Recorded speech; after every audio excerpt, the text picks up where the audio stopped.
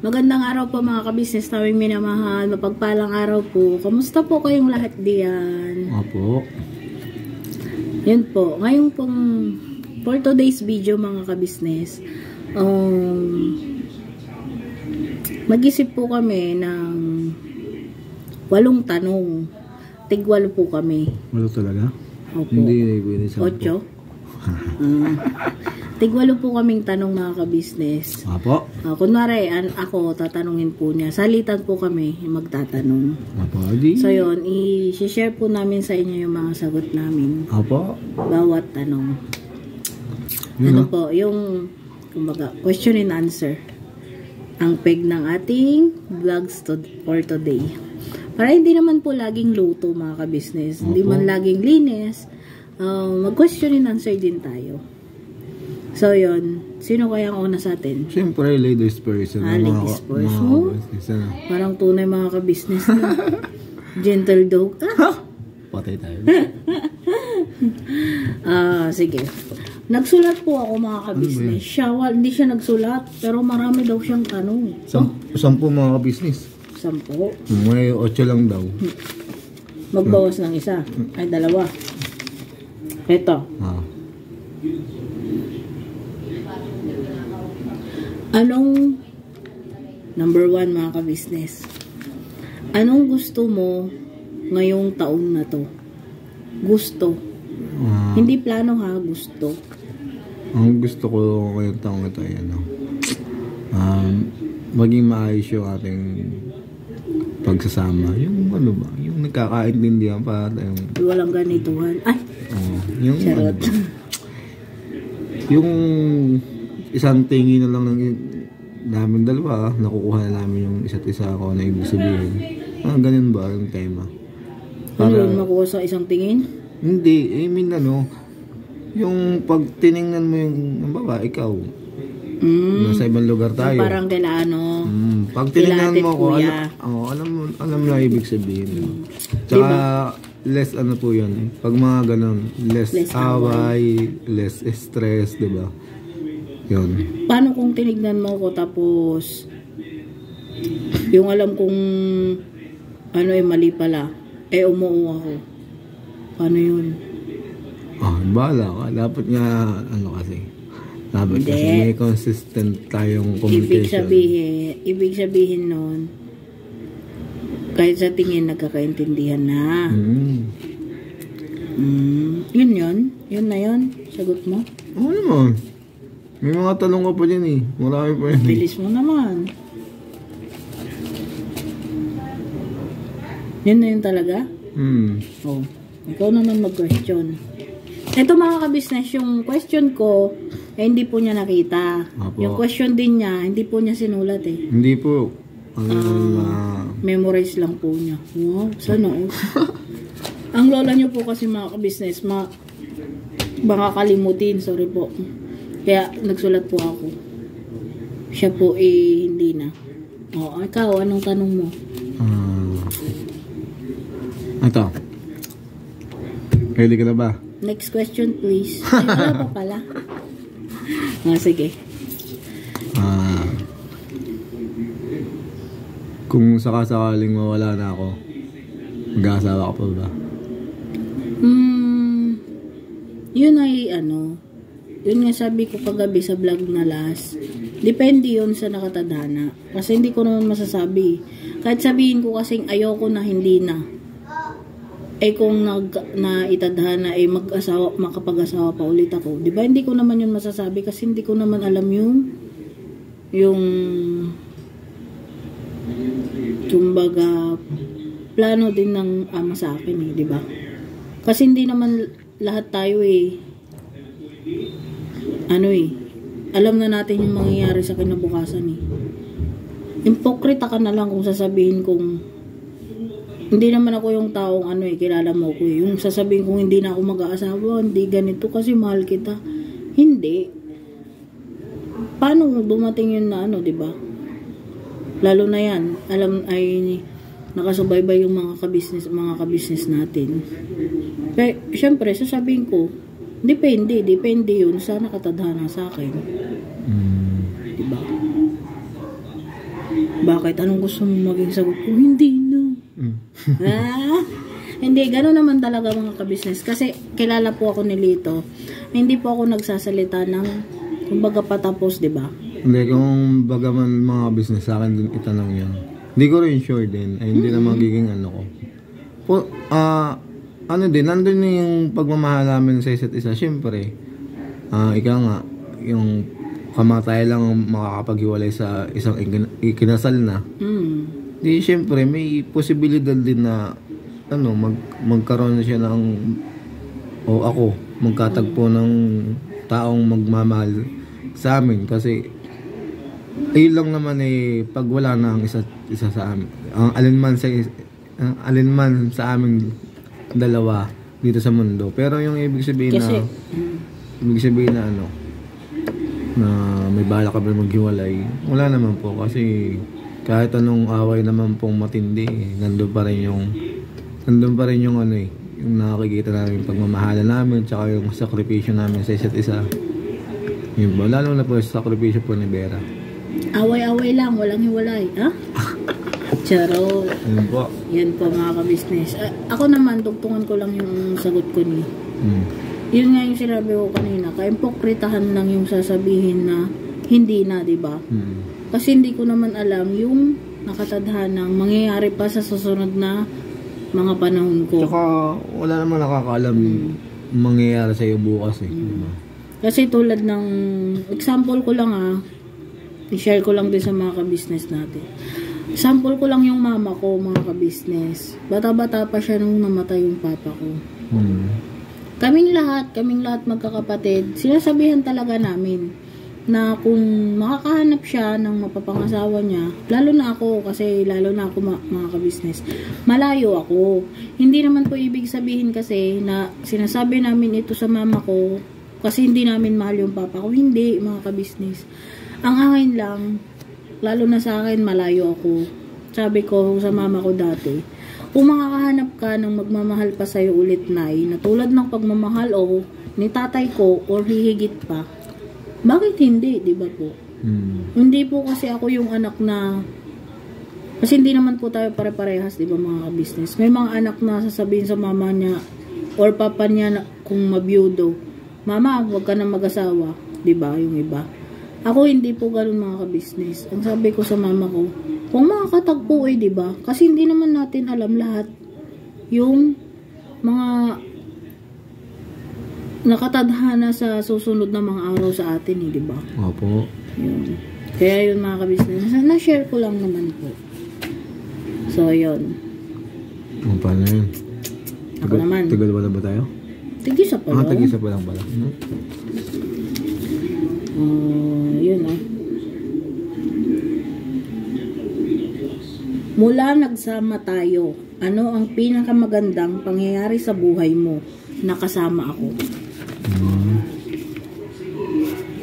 Siyempre, ang pinakamagandang nangyari sa buhay ko nung nakasama ka. Siyempre, yung nandyan ka parate, yung lumaan man yung unos ba ng pagsasama ng isang mag-asawa.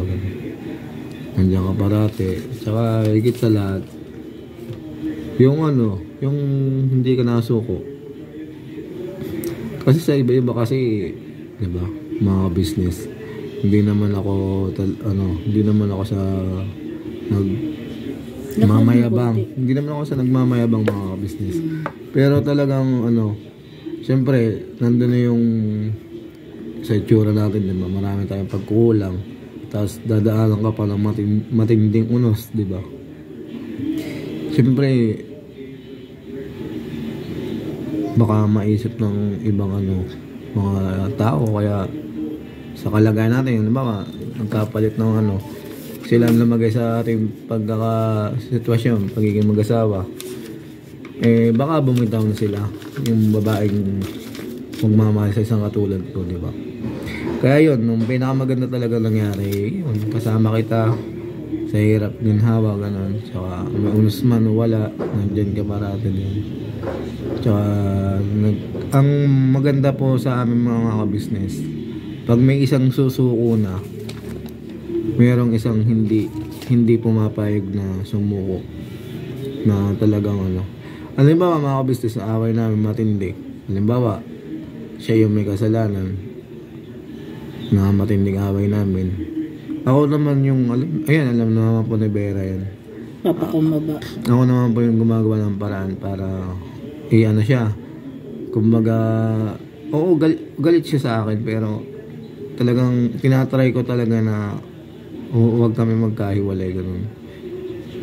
At ganun din naman siya po. Pag ako naman yung may kasalanan, yun din.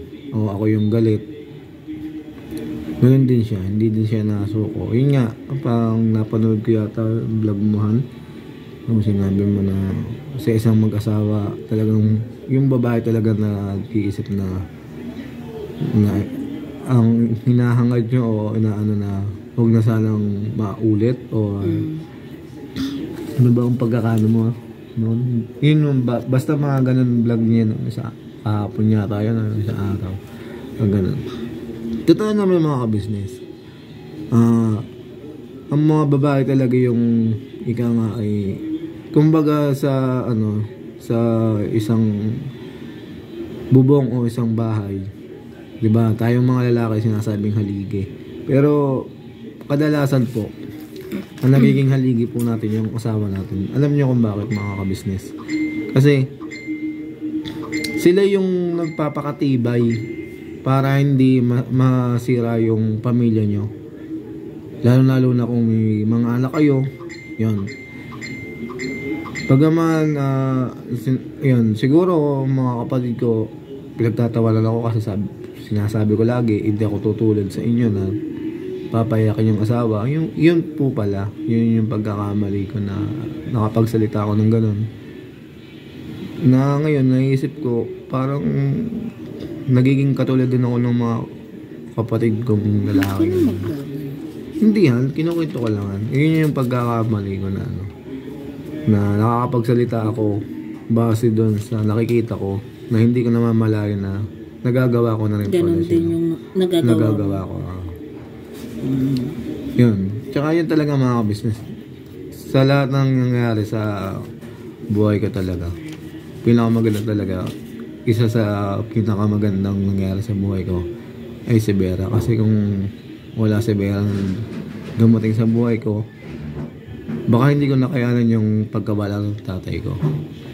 Yun, isa po yun, factor sa buhay ko tsaka sa puso ko talaga na si Vera talaga yung naging katuwang ko umalalay sa akin nung namatay yung tatay ko.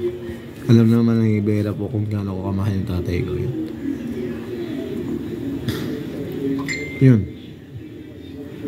Salamat sa iyo, Han, kasi nandiyan ka parati. Anong yakan? Hindi, yun nga. Oo nga. So, yun na. Yun na yung answer mo. Ako na ulit magtatanong. Teka, isa pa lang tanong ko. Ay, isa pa lang. Sino na ba magtatanong? Ako. Ay, ako. Kala ko ako na ulit mga ka-business. Malay nyo Yan. Kasi naiyak na po siya eh. Hindi na ko lang. Siyempre, tanong niya kasi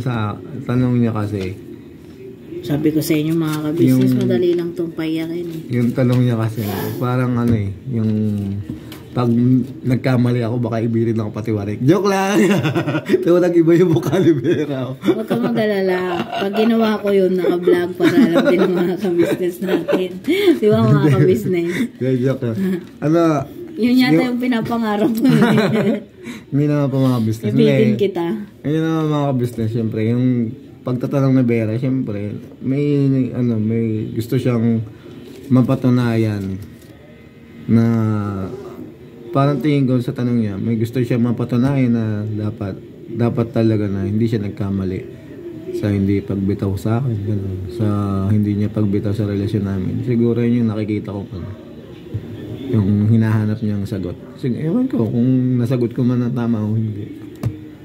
So, sasabihin na lang ng mga ka-business natin kung nasagot mo yung ng tama. Di ba mga ka-business? Free to comment po mga ka-business. Di ba?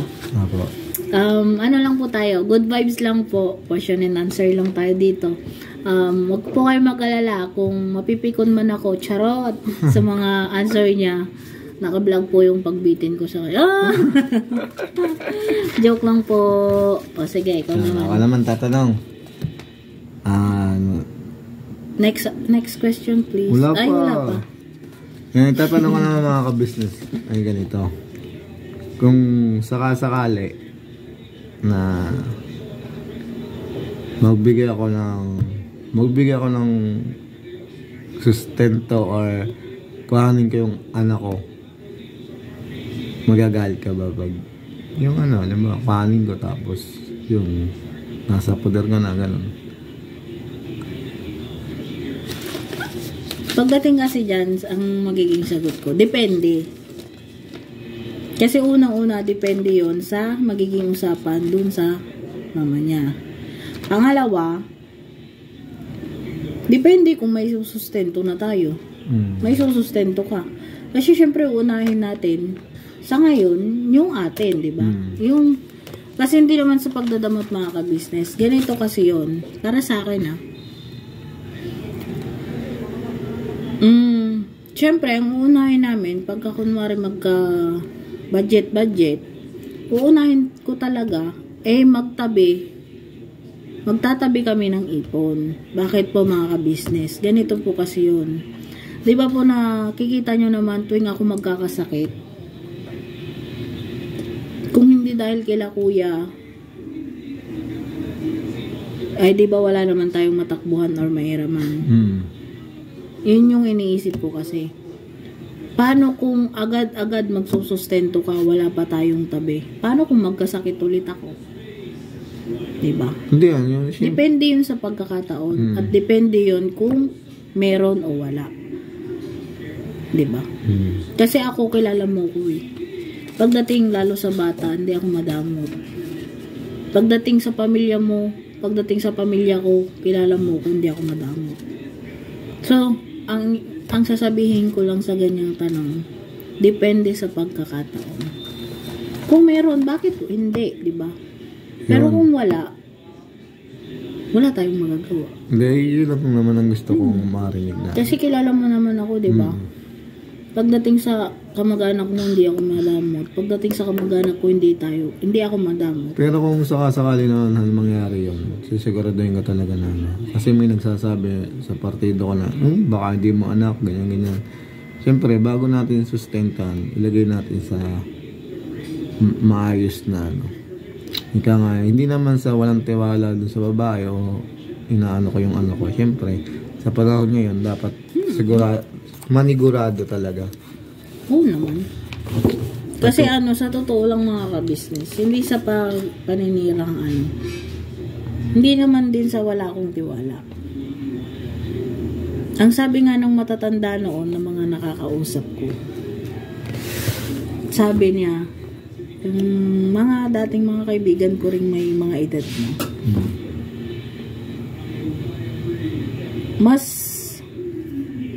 mas kikilalanin daw niyang apo yung apo niya sa babae. Bakit kamo? Kunwari ako yung anak niya, babae. Nakita niya ako nagbuntis eh. Ibig sabihin, 100% apo niya yun.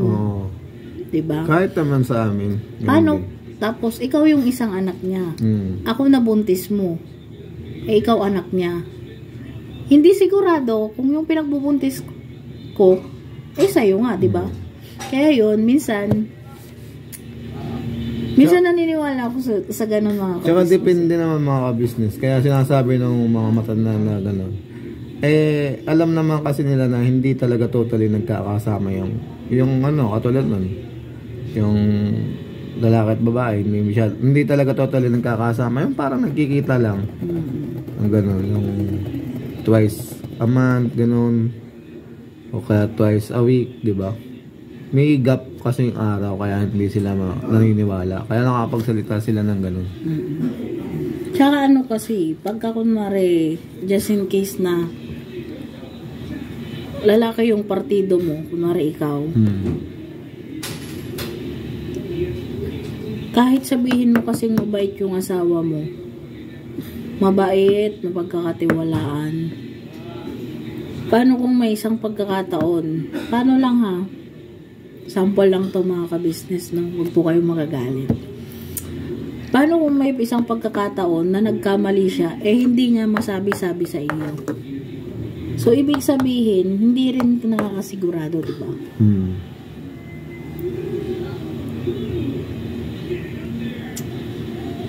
Yun. Na-share ko lang. Parang napaisip ka agad Na-share ko lang mga ka-business. Kasi laging nasingit sa isip ko yung ganon. Yung nakwento dati ng mga nakakausap ko mga Kahit naman sa amin, kahit yung nanay ko at saka ang mga kapatid ko. Yun ang baka daw hindi sa akin kasi hindi naman totally kami nagsasama, ganon. Tsaka isa pa, yung nagbuntis yung babae, nasa poder nila, ika nga ay nasa lugar nila yung babae, napunta pagtalo ako. May point naman sila kasi hindi ko talaga totally mo totally kumbagay nakasama ng buong panahon na yun. Buong araw, sabihin na buong araw, buong oras, gano'n, buong panahon. Kaya sila Hindi mo rin maalis yun sa kanila. Kahit sa mga ka-business natin, may mga makakapag-isip din. Kaya mga ka-business, pasintabi dun sa partido ng babae tsaka dun sa babae na talagang gagawa ko ng hakbang na manigurado. Kasi nagkamali na ako yun yan, nga sa vlog ni Kuya, diba? Nagkamali na ako, gumawa ko ng paraan para magkasama kami. Kasi masaya ako nun nung sinabi ng babae na na anak ko yun. Parang gumawa ko ng paraan para magkasama ulit kami ng dalawa, ganon. Hanggang nung yung pagkakamaling yun, nawala na. Yung nawalan ka na ng pera, ganon. Yun, parang pag kasi, pag nangangamusta ko tungkol sa bata, bakit may anak ka ba sa akin? Yun, ganon. Yun laging inaano sa akin mga business. Kaya sinasabi niya yung gano'n. Kaya kung sakasakali man na papalarin at magiging maulad kami ni Vera, kami mag-asawa, biglang sumingit nga na may bata o may dalaga o may binata na magpapakalalang anak ko, sisiguraduhin muna natin mga business. Tsaka syempre, kung meron naman, bakit hindi? At kung totoong hindi naman natin, diba? Kaya natin ginawa yun, hindi dahil sa ayaw natin sa kanila, gano'n, hindi. Ika nga, natuto na tayo sa sa yung karanasan na nagkakamali tayo dahil sa yung decision natin na gano'n, pinakalalang anak. Tapos nung wala nang pera, gano'n. Pag kinamusta si bata, sasabihin bakit may anak ka ba sa akin? Di ba napakasakit naman yan mga business. Pero syempre, hindi naman sa kinakampihan ko siya. Syempre, hindi mo siguro siya nasusustentuhan. Kahit sa part ko, di ba mga ka-business? Pwede rin naman yung sabihin yung gano'n bilang pang-iinsulto sa'yo. Kasi nga, hindi mo siya nasusuportahan. Hindi ka nakakapagpakatatay sa kanya. Hindi naman kasi alam naman ng babae na kung may pera ako, talagang nagbibigay ako. Kahit nga ganito, malayo yung ika nga ay malayo yung padalahan ng pera. Ginagawa ko ng paraan para mapadalhan ko yung bata, ganun. Syempre, ganito tayo, hindi tayo makakakuha agad-agad ng matinong trabaho o pagkakaperahan. Matatagalan, taon o bago makaulit ulit. Pero alam naman niya na pag may pera ako talaga, pag sinabi na ganito ganyan, binibigyan ko talaga. Pero sa ganitong sitwasyon, kahit meron, syempre unahin muna namin yung sitwasyon namin mag-asawa. Siguraduhin muna namin kasi bibigay ka nga doon sa bata tapos yung asawa mo naman walang makain, di ba? Syempre unahin muna natin yung nagsasakripisyo sa atin bago ang lahat. Kung bibigyan ka ng pagkakataon, saang lugar o bansa ang gusto mong marating? Siyempre kung ako naman, siyempre gusto kong makarating kung saan gusto makarating. Alam ba ikaw, di ba? Hindi nga, ikaw nga magdi-decide. Hindi nga, ang side ko nga, kung saan ka magiging masaya, doon ako. Basta kasama kita. Hindi nga, ikaw nga ni ang tatanungin ko lang. Yun nga sagot ko, Han. Kung akong tatanungin, kung saan ka masaya, kung saan, diba, kung saan mo gusto pumunta, o yung alam ko naman kung saan ka gusto mo pumunta, alam ko naman gusto mo akong kasama dun eh. Kaya kung saan ka sure ka? Oo naman. Kaya kung saan mo gusto, di dun ako, diba? Ano siya mga ka-business, playing safe? Hindi yan ikaw naman. Kung ikaw tatanungin, saan mas gusto mong tumira? Dun sa Quezon Province, sa partido ko, o sa inyo, or dun sa katulad ito, dito ka na Kuya Ka Business, malapit kay Kuya Ka Business? Dito. At bakit pala? Dito kasi pwede ko namang kunin si mama ko para makasama ko. Kasi doon sa amin, hindi ko pwedeng kunin sila ate para makasama ko doon. Diba? Dito po kasi mga ka-business, ganito yun. Pag dito ako kila ate, bukod sa may pinagkakakitaan, pwede ko naman kunin yung mama ko para makasama ko. Or pwede naman akong magsabi sa kanila, kuya ate, na uuwi para magdalaw mama ko. Kasi pag mag-i-stay ako sa amin, iisipin ko rin lumuwas. Kasi mahirap dun eh. Kasi pag kahit may puhunan ka sa amin, mga ka-business, pag time na tighirap, gawat mga ka-business, gawat mga kakabsat, no time nga gawat, kung time pong tighirap, kahit may puhunan ka sa negosyo, ang hirap. Wala talaga. Yun.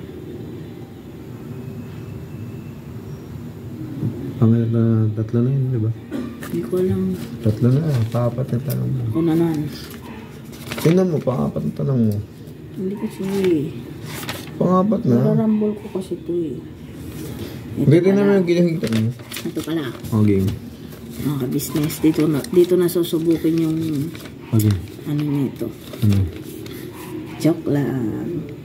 Kung sakali na maghiwalay tayo at mag-aasawa ka ulit, mas higit ba sa akin ang hahanapin mo or hindi?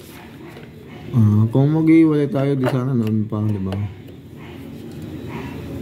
Dahil naman ang sagot. Hindi, yung real talk lang. Kung gusto kong magkahiwalay tayo, di ba? Di sana noon pa, nung panahon, puro away tayo, puro hindi tayo nagkakaintindihan, di ba? Di sana pag sinabi mong hiwalay, nakipaghiwalay na ako. Ibig sabihin nun, wala na akong ibang gustong makasama kundi ikaw. Kahit kalimitan, maligalig ka. Joke lang. Hindi, totoo po yan. Kahit ano. Totoo maligalig ako? Hindi. Hindi. Ayusin mo, baka ang susunod na mapanood ng mga ka-business ay yung binibitin na kita dyan. Charo. Hindi naman. Siyempre, mag-aano pa ba ako ng ano? Masigit lahat nga tinanggap mo na, di ba? Kalagayan ko, kakulangan ko, di ba? Tsaka, siguro may tatanggap na ano, pero yung pagsasakripisyo mo, mayroon ba magsasakripisyo ba na katulad ng pagsasakripisyo mo, di ba? May nasagot ng mga ka-business o meron pa rin. Wala na. Sabi nga ng iba, yak, pumatol ka dyan. Diba? Kanino sinabi? Sa akin, mga basher. Hello po mga kabasher. Ako daw, pinatulan mo? Hindi, yak daw kasi pinatulan mo ako. Hindi. Ano yun, mga basher niya. Ayaw na natin yun. Hindi, ayaw na natin yun. Ayun doon sila maligaya eh. Ano yun, concern lang sila sa akin. Kasi nga dati, di ba, nung mga nakakarani, maligalig ka. Hindi So, yun mga ka-business namin minamahal. Pasensya na po kayo, nalawbat lang po. Sinaksak ko lang po saglit. So, yun. Sino na magtatanong? Ikaw. Ako na?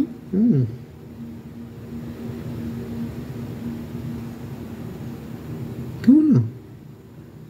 Ang 5 tanong mo yata. Yun. Ano ang gusto mong mabili para sa sarili mo? Para sa sarili ko, ano? Sa akin lang. Siguro yung ano, kahit artificial leg, dalawa. Kahit hindi na yung artificial leg. Artificial legs? Oo. Yung dalawang paa at kamay. Dalawang paa. Kahit huwag na yung kamay, paa lang. Okay na sa akin mga business. Bakit? Siyempre, kung baga, ngayon, sa percentage na nagagawa ko, nasa 60-40, 60 nagagawa ko ng maayos, 40. Yung hindi perfect na, no? Siguro, kung may pa ako nun, siguro labanan na nun, 90% to 10%. Kasi yung nagagawa ng kamay, nagagawa naman ng mga braso ko eh.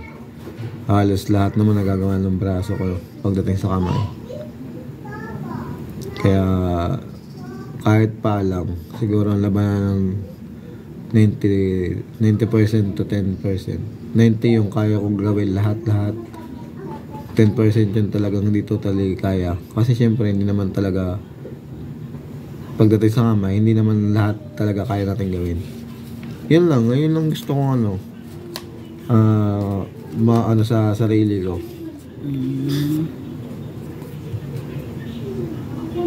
Next. Ako naman.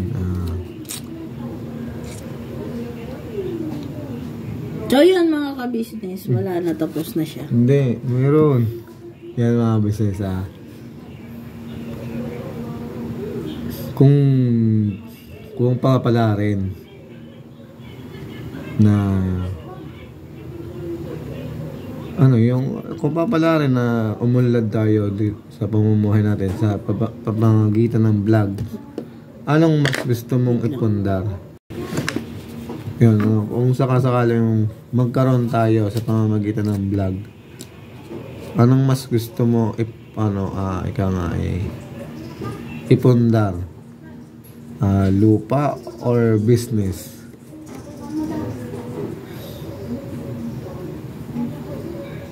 Sagot na ako? Hindi. Bukas ko na sumagot para mas mahaba. Hindi, para sa akin po mga ka-business, sa tanong niya, sasagutin ko lang po ha, pero hindi naman po ako nagmamadali or ano. Siyempre, marami pa pong proseso yun. Ang akin uunahin ko po mga ka-business, business. Bakit? Kasi pag may business ka po mga ka-business, di kumikita. Pwede kang makabili pa ng tsaka ka pwede kang bumili. Wait lang po mga ka-business ha. Kasi pag may business ka mga ka-business, at kumikita na yung business mo, pwede kang makapag-ipon ng pambili mo ng lupa ulit. Kasi kung lupa po agad, oo, sabihin natin nataas yung value ng lupa habang tumatagal.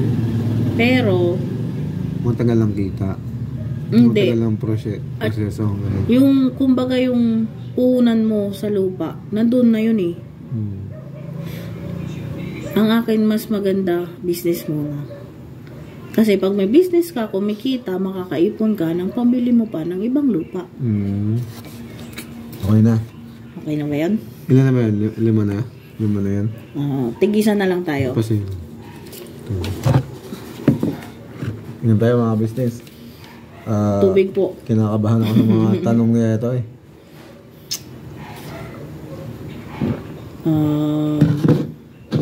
Huling tanong na, no? Hindi, wala yun eh. Meron pa tayong 3. Sige, tigisan na lang tayo.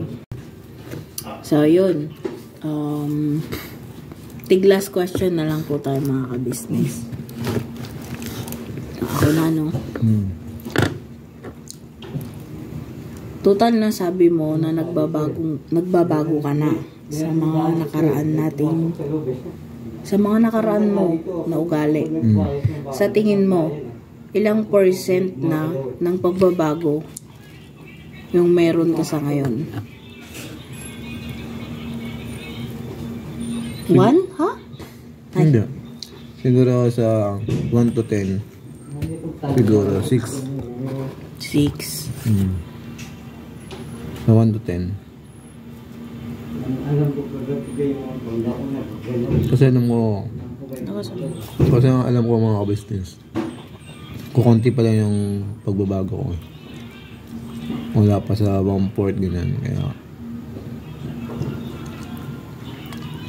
wala pa sa 1/4 pero 6? Parang mahigit kalahati na. Mahigit kalahati na pala. Sorry mga business. Sabi ko mga ka-business, magtanong kayo rito ng kung ano-ano. Kalokohan kaya niyang sagutin pero math na ko.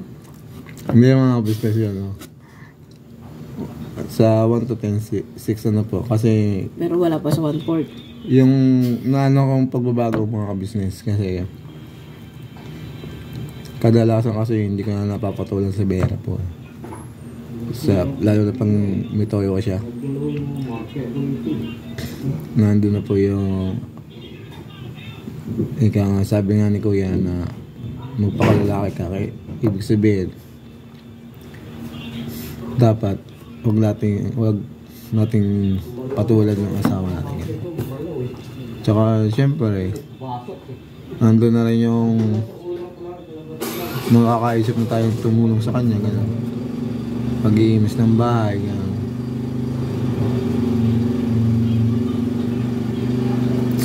Yun, last question mo sa akin. Tatulong mo ba mga ante? Wala maganda.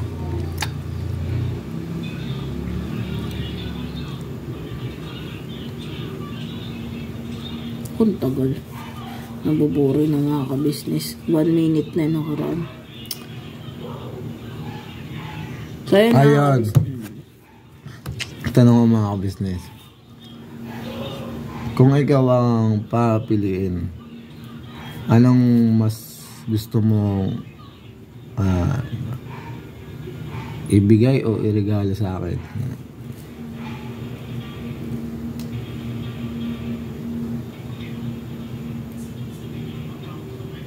Huwag na yung nandun na yung pagmamahal, nandun yung pag-iintindi, pag-aasikaso, gano'n. Huwag na yung mga ganun kasi accepted na yun. Alam na yung mga ka-business eh, di ba? Mga ka-business. Hindi para ka nabulong lang. Hindi na naman maintindihan ng mga ka-business yun. Hindi. Medyo lakasan mo kasi mahina nga yung cellphone natin. Eh medyo ko kasi. Mabulol. Yung sagot ko sa sa tinatanong mo. Yun nga, yung gusto mong para sa sarili mo. Kasi lagi kong nakikita yan. Hindi. Sa akin yun eh. Yung gusto kong ibigay para sa sarili ko. Yung ibig ko sabihin, bukod na sa sinabi ko. Ano yung gusto mong ibigay o regalo sa akin? Huwag na yung mga nasabi ko. Ikaw talaga. Sige. Feeling safe ka na naman yan. Mga business mo. Handa ka na magiging sagot ko. Oo. Kanina pa. Anak. Bakit? Bakit? Kasi papamukha ko. Ay. Kasi papakita ko na tunay talaga sa'yo yun. Yung ba mga ka-business, hanggang dito na lang po. At saka pala, shoutout ko nga pala po, hindi na po ako magpapangalan, nilalahat ko na po. Shoutout nga po pala sa mga tricycle driver po na palaging ako isinasakay pag napunta po ako kay Kuya ka-business. Pag nakikita po nila ako naglalakad na papunta kay na Kuya, talagang tinitigilan na po nila ako at sinasabi nila na sakay ka na. At pagdating naman doon ka na Kuya, pag kadalasan po laging sinasabi, sige, wag na raw bayaran. At yun po, shoutout po sa mga tricycle driver po dito po sa biyahe Cheranova, tsaka dun sa papunta sa kabila. Phase 3. Hindi, yung papunta dun sa yun, dinalabasan natin. Basta dito lang sa may phase 3. Oh, yun sa may phase 3. Phase 3 po ng Cheranova, Toda. Opo. Tsaka po, phase 1 po ng Cheranova, Toda din. Yun po na business. So, ayun mga ka-business, hanggang dito na lang po yung ating question and answer. Sana po hindi po kayo na-boring sa mga tanong at mga answer namin. Opo. Salamat po po talaga sa pagtsatsaga sa panonood ng mga vlogs namin. Opo. Hayaan nyo po, sisikapin po naming mas lalong pagandahin ang mga vlog susunod po naming vlog or content na magagawa. Opo. At sana po mga ka-business, kung may mga suggestion po kayong gustong ipa-content sa amin ni Lito, free to comment po mga ka-business. Opo. Malaking karangalan po sa amin yung matulungan nyo po kami kung may gusto po kayong ipa-content sa aming dalawa. Opo. Tsaka syempre po, gusto ko lang po palang mag-thank you kay Mami Nora. Mami Nora, thank you kasi lagi mo kong pinapasahan ng mga gusto mong ipaluto. Hayaan nyo po, banda-banda riyan, lulutuin ko po yung mga pinapasa nyo. Maraming salamat po. Halos po everyday siya nagpapasa ng mga pwede kong i-content. Maraming salamat po. At mag-iingat ko po kayo lagi dyan. Si Ninang Zulen, mag-iingat ka po diyan. Si Ninang LL, mag-iingat po kayo dyan. Sa mga hindi ko po nababate, mag-iingat po kayo lagi dyan. Mahal na mahal po namin kayo. At syempre po, gusto ko lang po magpasalamat sa palagi nyo pong pag-support kila Kuya Ka-Business. Ka-Business Official po, Papa Dins TV. At syempre po, kay Boss Dave, Ka-Business Family po.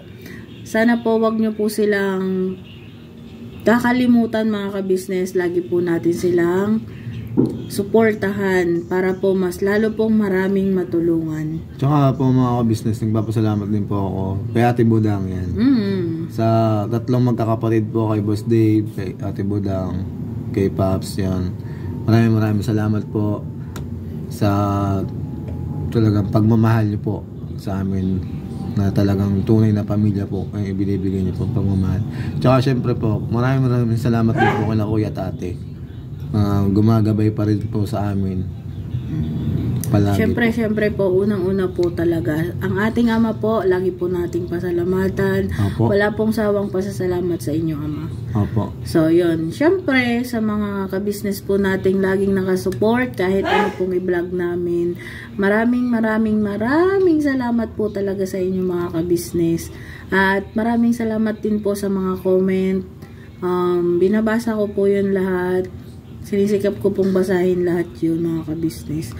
Tsaka huwag natin kakalimutan yung mga pamilya natin. Yun po. Siyempre. Maraming salamat po sa pamilya po ni Vera. Sa lahat-lahat po. Sa pagmamahal niyo rin po. Sa pagtanggap po talaga sa akin. Ganun. Yun po.